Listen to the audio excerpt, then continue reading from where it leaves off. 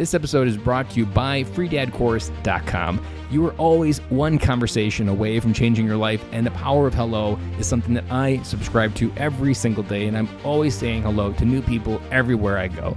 Increasing your opportunity, increasing your connection, and getting access to the solutions to the problems that you are facing, whether you're on active duty or just beginning your veteran transition or even transitioning out for 20 years.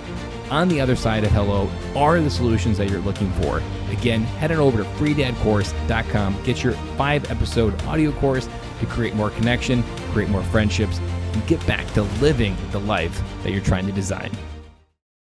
Dory 1, this is Fire Team Delta. Dad's coming home. Welcome to the Military Veteran Dad Podcast, where it is our mission to bring every dad home.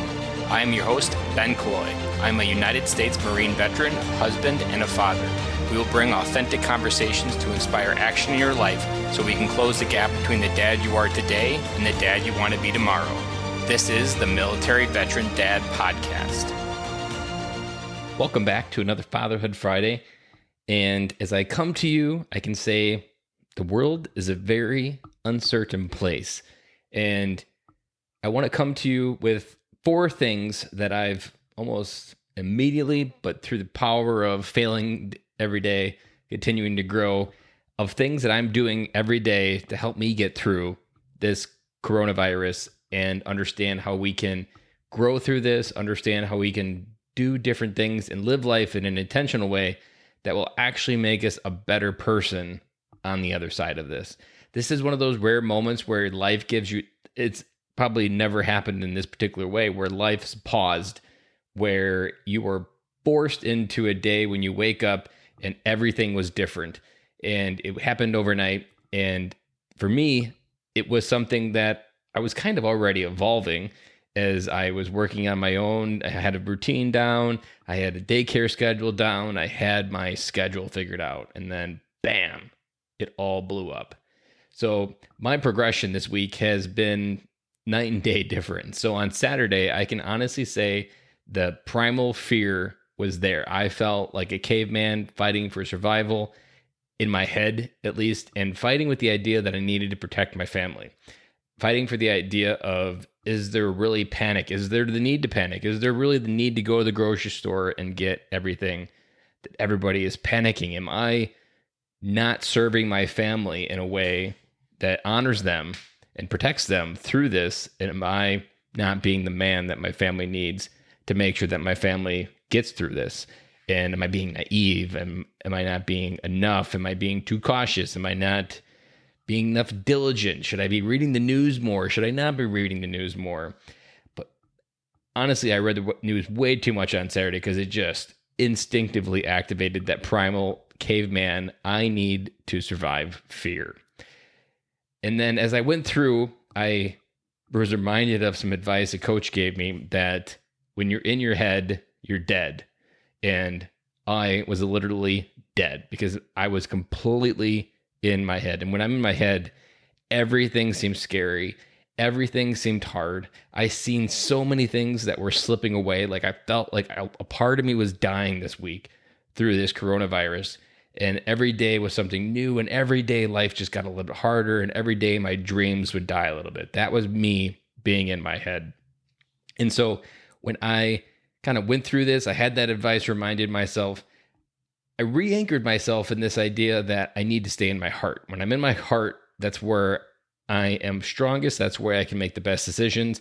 And that's where I can show up to my family the best, that I am exactly who I need to be. And I bring my whole self into that moment. But it only happens when I'm in my heart. And I often get in my head way too quickly. So what I've been doing is I've been saying to myself that I am in my heart and I live in my heart. And I probably say that 10 times a day. I am in my heart and I live in my heart as a reminder to get outside my head, because if I'm in my head, I'm dead. And that's been my primary thing that's helped me anchor myself. And I anchor myself even more intently every morning with meditation and reading and just reminding myself of the positive energy that I have inside that I can tap into through all of this, that nothing around me has changed who I am. Everything about that, everything about you as a dad listening to this, everything that before Corona and after Corona, you are the exact same person.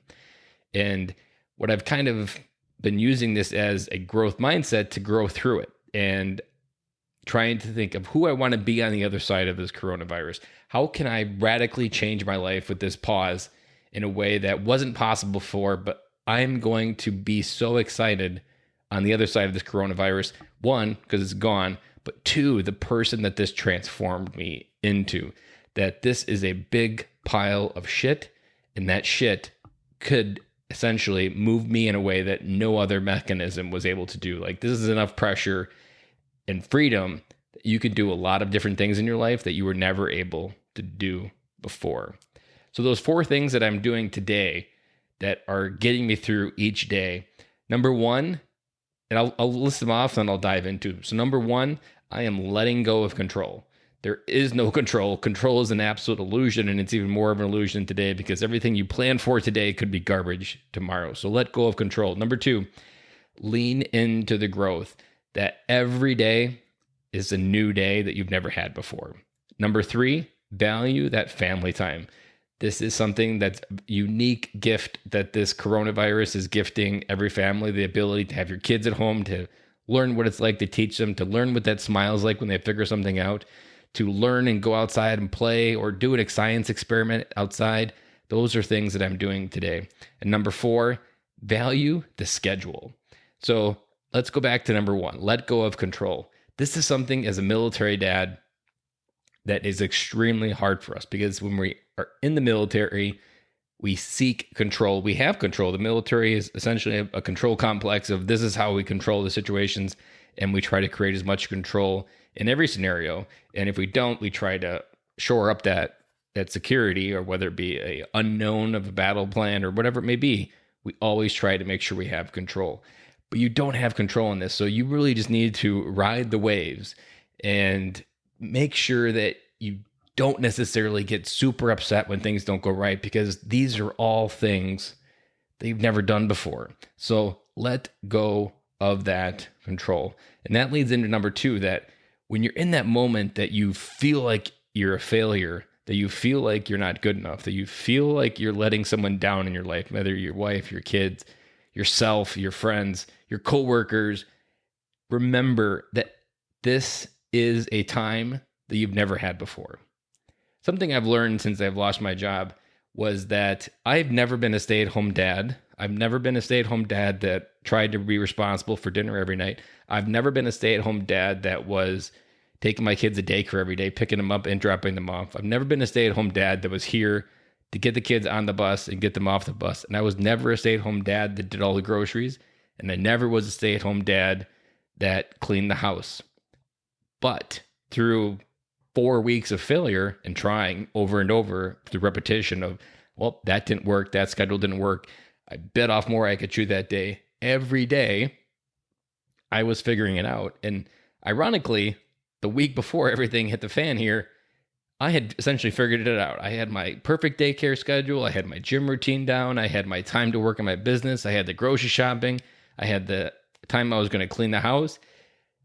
But through 4 weeks of trial and error, I got to a place where I felt comfortable, because every day I woke up as a stay-at-home dad, I had never done anything related to that. So I had to give myself a lot of grace and just remember that every day is a little bit of tinkering. You try some new things, you realize some things didn't work, but you just keep applying the same principles that you already know of how to learn and grow, and you'll eventually get there. The same thing applies to this whole new scenario where your kids are home, the schools are closed, you can't go outside.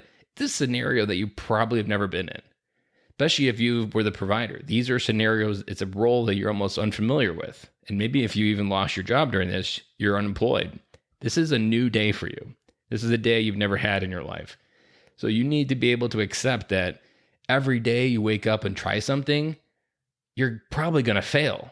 But that's okay, because the faster you fail, the faster you can figure out what works. So embrace that failure. Embrace the idea of just figuring out what it is that you need to change. Every day is an opportunity to fix something. A random lesson that I've proved multiple times, but it continues to bite me in the butt. Sunday night, I stayed up way too late. I stayed up till midnight watching NCIS. I'm a huge NCIS fan, and I got addicted. And I was like, I can wake up in the morning And I did wake up in the morning. I was on my morning routine. I got through, but by 7 o'clock, I had a failure to boot. I was just groggy. I was tired. It was just bad news. And I put that on myself. And it took me 2 days to get back out of my rut. And I'm like, okay, I cannot repeat that, because starting that morning anchored in who I am, that positive energy and that alone time, that reading, that helped me get through the day. And then I jeopardized it by staying up at night. So you're going to get a lot of those, just the feedback loop. As long as you're implementing the feedback that life is giving you through this new time, we will eventually get to a place where you know everything that needs to be done to get it to working. You know what's not working. You know what is working. You know when the kids responded this way. You know that if you don't do X with the kids at such time, 2 hours later, they're chaos. Like all of these things, like maybe I'll give you an example. Tuesday was an absolute chaotic day. I tried a whole bunch of things. It was the first day. My wife was still at school because they were figuring out how to shut it down. So I had all 3 kids. I was trying to keep my commitments with the podcast going. It was absolute chaos. And by the end of the day, I felt like a failure. But by Wednesday, I improved. I had more discipline in the schedule. And we got through, and I felt like $1 million on Wednesday. But that was only a 24-hour change. And I can attest to that because I spent almost 5 weeks re-engineering my life and the way that I approached it to make sure that I could do this life as a stay-at-home dad. So all of those opportunities were all just growth opportunities for me to get to a place I've never been, but to get there in a way that I understand what I need to do to kind of get that illusion of control. But don't get hung up on it if you lose it, because that just means you have another day tomorrow to try to get it back. Number 3, value this time with your family. This is something that I hope this is a positive that comes out through all of this, is that people are reunited with their families in a way that they've never been before. They realize all the things that they were occupying, all the memories they were missing out on. This is a time where you can have your kids look back 10 years, 20 years from now and remember that this was some of the best family fun time they ever had. I've seen pictures on Facebook of a friend whose kids were playing in a puddle and said, good thing there's no coronavirus in the mud. And his kids were just having a blast. We've done science experiments. We've did a rock rolling. We go on walks during the day with the kids. There's just, we even were doing drawing exercises. I printed out some paper, said how to draw these characters. It was a disaster, but we learned how to draw some characters. And I learned what to do next time if I ever want to try drawing with them again. But these are opportunities that were never there before. I get to watch my kids learn how to do something. It was actually interesting. My son was he's in kindergarten, and he was doing just basic 1 + 2 stuff. And he was touching his nose as he was doing it. I'd never really seen my son do that math. And he's done the homework at home, but either I wasn't paying attention or I was too busy. But I got to see that, and it was kind of cute. And I never really put it together that they teach them to count and add by touching their fingers on their nose. And every time I touch their nose, they count. Like, that's a moment in memory that I'm remembering now. And that's now making my family connection stronger. So find ways of how you can make this the most epic family time. And that 10, 20 years from now, they look back and remember, this wasn't the time where all these people were dying and the economy crashed. This was the time that we had the best fun as a family.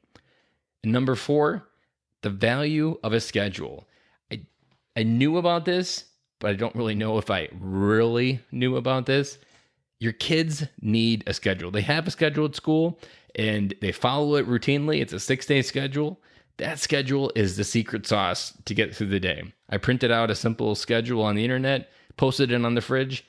They check that thing like every hour. They're like, okay, it's this time, this time, this time, this time. And they live by it because they thrive on it. They want to know what they're doing. They almost get upset if we're not doing the right thing. And even something as simple as schedule in the minute from 8 to 9 in the morning, it's exercise time. So I've been using some YouTube videos. I throw it on the TV and we do some exercise videos on YouTube, and they're kid exercise videos. So they're fun and it's a disaster. Their kids are kind of running around and being crazy, but I set the example and I'm doing what I'm doing. But that's a moment that it's kind of just a chaotic, nice moment that we're having together. And that excites me. I'm doing it every day. We're learning how to do fitness every day. I'm doing the exercises with them. But that's something that's 8 to 9. And then after that, we have education time. And Then after that, we have craft time. And then after that, we have lunch time. And then after that, we have nap time and quiet time. And then after that, we have electronic education time. And then we have, I can't remember what comes after education time in the afternoon. But then even before dinner, we have a dance party time where we just turn on Alexa and we have fun. This is a time for you to be a dad in a way you've never had the opportunity to.